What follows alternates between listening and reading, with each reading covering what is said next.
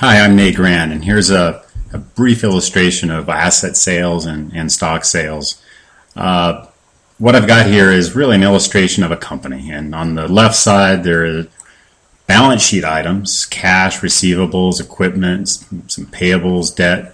And on the right side, off-balance sheet items, bank accounts and accounts, tax accounts with the government, goodwill, agreements, customer lists, recipes, anything really involved in the company. And then down here I've got a future lawsuit, something that you don't, as a business owner, don't know about, a buyer doesn't know about it, but it's sitting out there, and someday it's going to happen. And over here we have a buyer, and in a stock sale what happens is the buyer pays money to the business owner for ownership. So there might be a stock certificate that comes over here, and now the ownership slides right over. So everything in the company moves over, except for some excluded items. A lot of times debt might stay. There might be some excess cash that's excluded.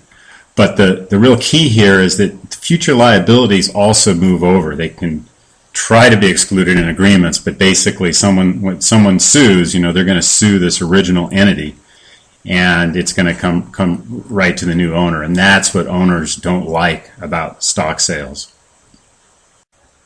Now let's look at an asset sale. In an asset sale, the flow of money is different. The buyer sets up another company and funds that company. Then that company buys certain assets from the original company.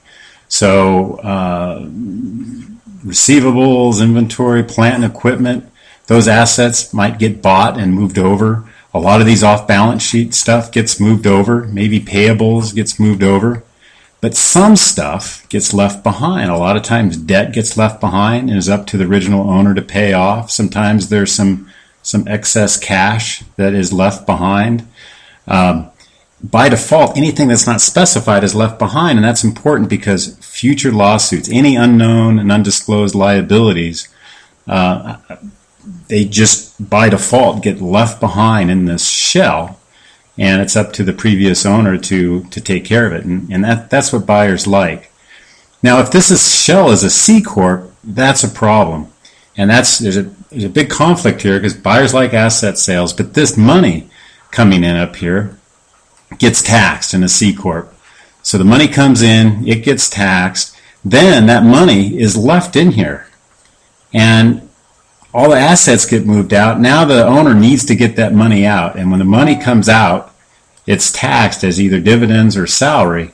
And there's that double taxation. It's taxed coming in and it's taxed going out. And that's why business owners don't like asset sales with C-Corps.